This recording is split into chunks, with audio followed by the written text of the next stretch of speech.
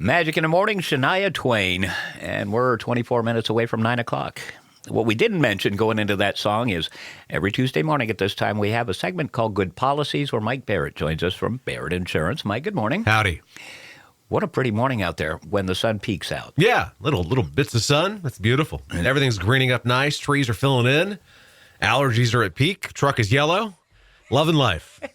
Got you. All right. Well, it is spring, and a lot of folks right now are starting to think about some travel plans, get some kids going on vacation. They might be headed off to the Maine coast, or who knows, they might even be going to Dollywood. I don't know. But a lot of folks don't fly. A lot of folks hit the roadways, and there's a lot of different ways that people do this. And we haven't talked about traveling and insurance with our automobiles in quite some time. What do you think? I think it's a great idea. Why not? So you're going to go on that family vacation. I have one every year that I do where I drive down to Outer Banks, North Carolina, which puts me through numerous states. I drive through Massachusetts, Connecticut, New York, Delaware, New Jersey, Delaware, Virginia, Maryland. It's a lot of states I'm going through.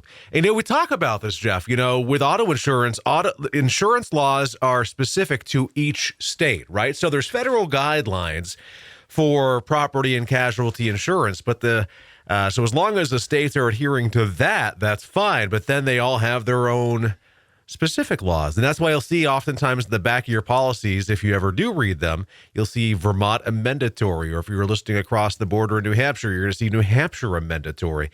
That's because there are very specific amendments that make it so that policy will comply with the state in which you're in, which is why whatever you have for a plate, that's where you need to have your insurance. Okay, so we got folks that live close to the Connecticut River. They'll have white or green plates, depending on how they want to pay taxes on it. Yeah. So this leads us to a point, and this is one of the things that made me think about it. A dear friend of mine is traveling with their family right now.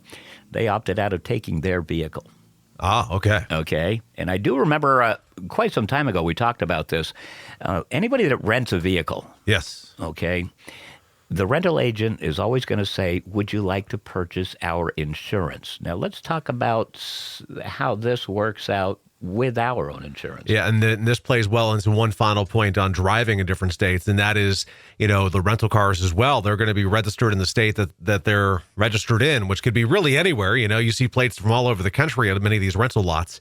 They work differently in terms of the rental insurance company or rental company having their own insurance and complying in their own way. But let's say, for a quick example, Jeff, that you're driving in Massachusetts and you're in an accident. The accident will play out according to Massachusetts law. Now, even though you have a Vermont policy, all the policies say we will comply and work in the fashion that the state requires in which the accident occurs. So if you do get in an accident out of state, bear in mind you may not see it take place the same way you would in Vermont, because Vermont's a at-fault state. Other states are no-fault states, so there's some variables there. Now, let's go to the insurance question at the rental counter. Do you get it, or do you not get it? Well, I can tell you the one and only time that I rented a car, I didn't get it, and I lucked out. But yeah. And that's fine. You can. So technically, now we're going to get a little deeper in the weeds here, right?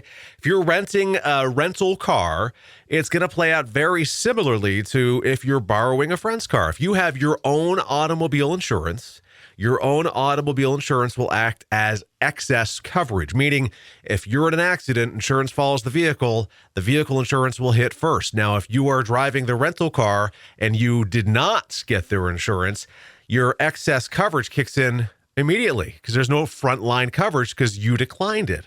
And I have people in my industry all the time that say, that's fine. That's totally fine. Yeah, just rent a car, don't get insurance. Yeah, I guess so. But I've seen some stories and I've done some research, and there are a few scenarios that concern me. So there is the option at the counter to get collision deductible waiver or loss deductible waiver. And they're not necessarily one and the same. Collision deductible waivers if the vehicle has damage as a result of an accident. And I'm going to guess loss is if you left your phone or your laptop in there and somebody breaks in and takes it. Good guess, but that's going to be very similar to the collision, but adds theft of that vehicle while it's in your care, custody, and control.